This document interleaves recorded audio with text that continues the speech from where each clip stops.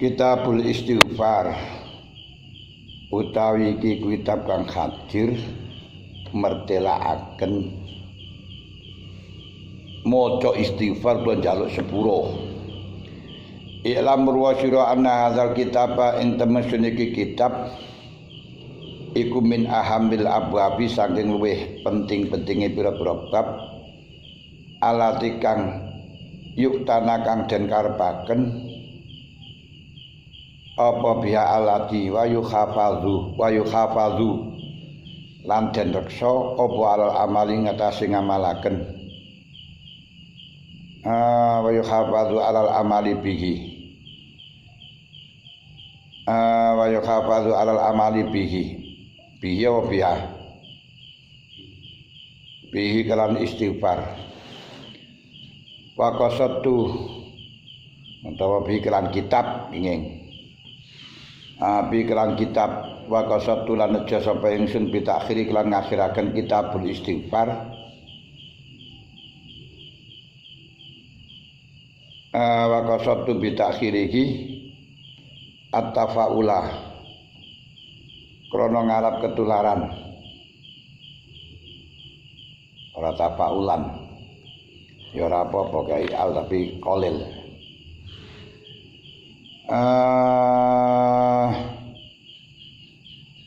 bi'ayyuh timakan gamen to mungkasi sapa Allah Al-Karim lana maring kita pikiran istighfar. Nas'alun juan ingsun ing Allah Al-Karim zalika mengkono ayyahtama Allah lana bihi wa syaira wujil khairan ing sekarine pira-pira darane kebagusan ing kedue ingsun mali akhibai lan pira-pira kekasih ingsun wasari muslimin amin. Kitab istighfar niki merupakan kitab yang sangat diperhatikan, yang perlu dijaga, dan ya musannaf sengaja mengakhirkan bab istighfar niki untuk supaya ketularan, supaya barokai kita diakhiri dengan istighfar dan diakhiri dengan melakukan kebaikan, baik untuk kita sendiri, kasasi kita dan orang-orang Islam. Qala Allah Ta'ala wastaghfir li dzambika wasabbih bihamdi rabbika bil 'ashyi wal ibkar. Wastaghfir jalu sepura sira li dzambika krana arahe dosa sira. Artinya jalu sepura atas dosa-dosamu krana menungso niku enggak bisa lepas daripada dosa. Walaupun istighfar kita masih perlu dijalukno sepuro dikarenakan karena istighfar kita niku masih ora pas. Lha wong njaluk tolong tapi belum bisa sesuai dengan kriteriane njaluk tolong, njaluk sepuro tapi gak cocok karo sifate wong njaluk sepuro. Mulane istighfaruna yahtaju ilal istighfar dawi Rabbi Adawiyah. Istighfar kita itu masih butuh diistighfari maneh.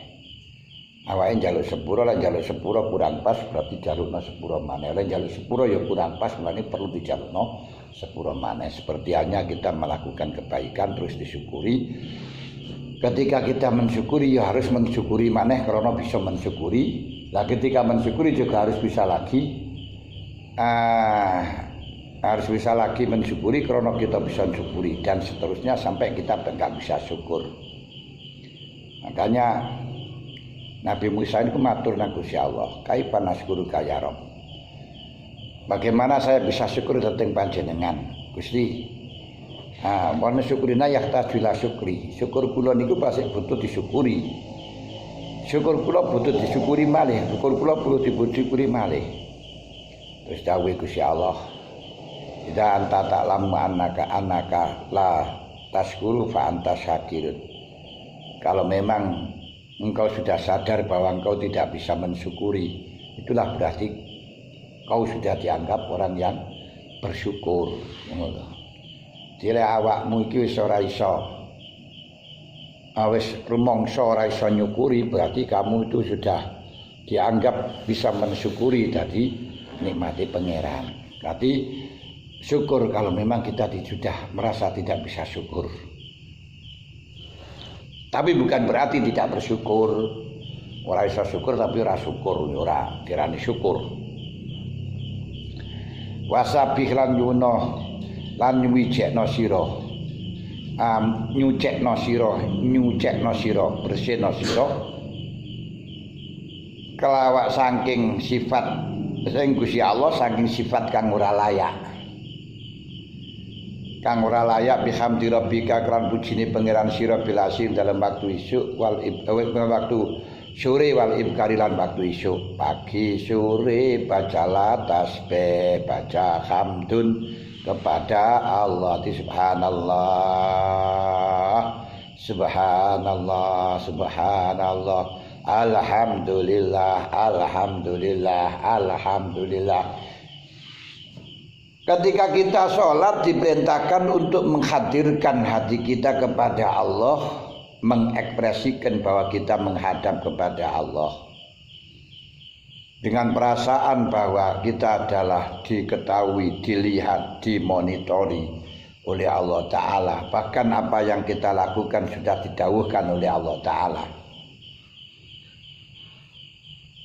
Nah, yang sehingga di dalam mengekspresikan ini bisa mungkin terjadi kau akan menganggap pangeran seperti ini, seperti ini. Rasa dirungokno lek ngungokno kaya ngono lek. Makanya harus ditambahi dengan tasbih. Subhanallah, Maha suci Allah dari apa yang segala saya angan-angan. Sing tak angen-angen mergo Gusti Allah niku ora padha karo sing panjenengan angen-angen. Ndak sama dengan apa yang kau bayangkan. Karena pernah Imam Ghazali niku ketemu karo pemuda yang di keningnya itu ada bekasnya sujud. Lalu beliau bertanya, "Ta'budullah hal ta'rifullah?" Ku ibadah nang Gusti Allah. Tasjudullah hal ta'rifullah, kamu sujud pada Allah itu apa kenal karo Gusti Allah? Nah, lalu pemuda tadi mengatakan kaifa na'budullah wala na'rifu, bagaimana saya bisa mengabdikan diri kalau dia itu saya tidak kenal kepadanya. Wa kaifa ta'rifu billah, bagaimana kamu kenal karo Gusti Allah? A'buduhu wala usyrikuhu, diwahiduhu wala usyrikuhu, saya mengisahkan Allah, tidak pernah mensekutukan.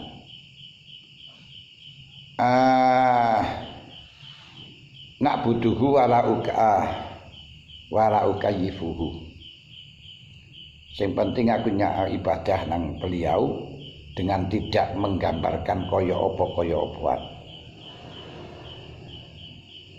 Wa kullu ma khatara bi bali wa laisa kadzalik, setiap yang kerentek saya bahwa Allah Ta'ala seperti ini. Allah tidak seperti itu. Semuanya Gusti Allah tidak seperti itu. Mulane istilah wong kuna golek ana pangeran nganti temu, lek ketemu dudu iku. Karena kalau kamu bisa menemukan Allah itu keliru, karena barang yang ditemukan itu semuanya khawadis. Nah, ini Gusti Allah niku jangan dibayangkan di arah Allah Ta'ala niku tidak pisah dengan kita, tapi tidak gandeng dengan kita. Ora diarani pisah, ya ora diarani gandeng, berarti ora isor, ora kidul, ora dhuwur, ora etan, ora kulon. Tapi jangan kebablasan sampai terjadi taklil. Gusti Allah gak enek. Allah ada. Makanya dalwe Abu Bakar radhiyallahu anhu adamul idrakun. Golek Gusti Allah niku lek ora ketemu niku berarti ketemu. Ketemune ya ora ketemu niku karone. Tapi walaisa adamul idrakan. Tapi bukan berarti lek gak ketemu berarti nemu. Maksudnya orang goleki kok. Ngene lho. Dinemune pangeran ya wis ora ketemu, tapi bukan berarti lek ora ketemu berarti nemu pangeran. Dan Kenapa laisa kamitslihi syai'un fil ardi wala fis sama. Lalu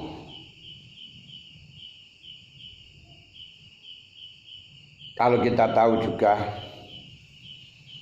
barang itu bisa disifati, bisa ditemukan karo ora bisa ditemukan dengan sifat.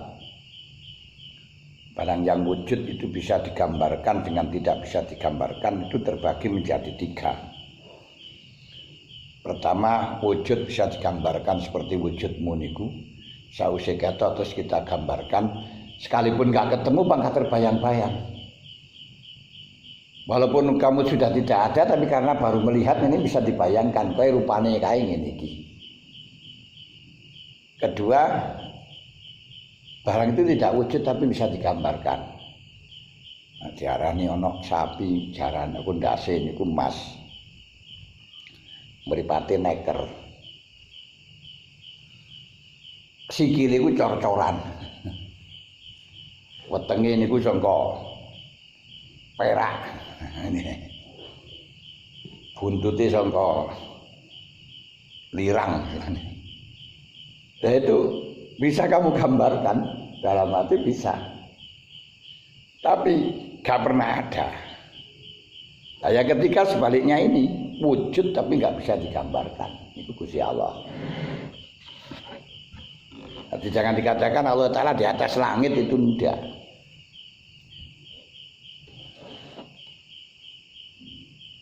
Bertempat di atas arsy juga tidak. Ngoten lho, niku golek Gusti Allah ngoten. Qul laisa kamitslihi syai'un fil ardi wala bisama wa huwa samiul basir wa huwa samiul alim. Laisa kamitslihi syai'un fil ardi laisa wa samiul alim. Di Gusti Allah itu tidak jauh, dekat dengan kita, tapi bahkan lebih dekat daripada urat leher, urat nadi. Didhawuhna kali Gusti Allah, wa nahnu aqrabu ilaihi min hablil warid. Nah, kenapa kok dikatakan lebih dekat daripada urat nadi? Lek urat nadi sik ana gangi. Gusti Allah gawe nek gangi. Ora nek Gusti Allah dekat dengan tanpa jarak.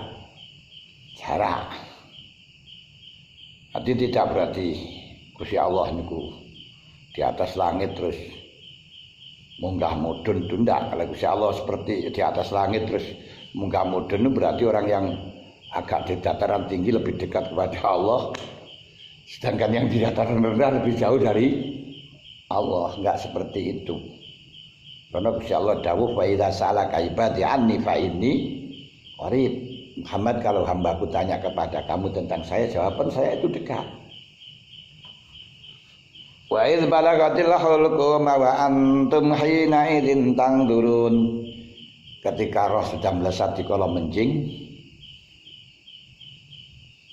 wa idz balagatil hulqum wa antum hina idzin tangdurun, kamu semuanya melihat.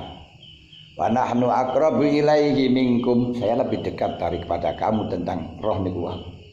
Walakin la tubsirun, tapi engkau tidak bisa melihat. Lah lapo cedhek ora iso ketok, saking cedheke, saking padane, saking lolokne malah ora ketok. Seperti halnya ada matahari yang sangat padang, kalau kamu nyawang matahari malah enggak ketok apa-apa. Ini bukan berarti matahari enggak bisa, tapi karena kita tidak mampu untuk bisa melihat kepada Allah. Demikian pula kita mensifati kepada Allah tidak bisa dikarenakan bukan berarti Gusti Allah tidak ada, tapi karena kita tidak bisa, karena kita tidak memiliki sifat yang sama dengan sifatnya Allah. Orang yang bisa mensifati sesuatu itu kalau memang dirinya mempunyai sifat yang sama dengan yang disifati. Kalau tidak sama dengan yang disifati tidak bisa. Tanda-tanda semuanya itu sudah diperlihatkan oleh Allah. Ketidakrasionalan, misalnya seperti mendengar tanpa telinga, melihat tanpa mata. Nah, ketika kita mimpi itu saja bisa mendengar tanpa telinga kita enggak krungu. Budek kok iso krungu. Walaupun pripat kita turu ya pada waktu tidur bisa melihat tanpa dengan melihat mata. Bahkan orang yang samping kita tidak bisa melihat, samping kita tidak bisa mendengar. Umpamane Gusti Allah niku bisa ngoten lho.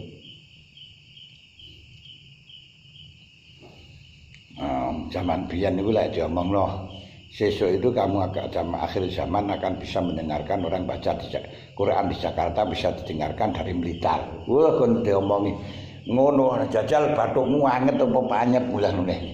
Wis mau normal apa ora ana wong maca Quran kok Jakarta iso dirungokno kok Blitar. Ternyata sekarang jangankan di Jakarta, di Arab, di Amerika sekarang juga bisa didengarkan. Masya Allah. Lho ngoten niku anune.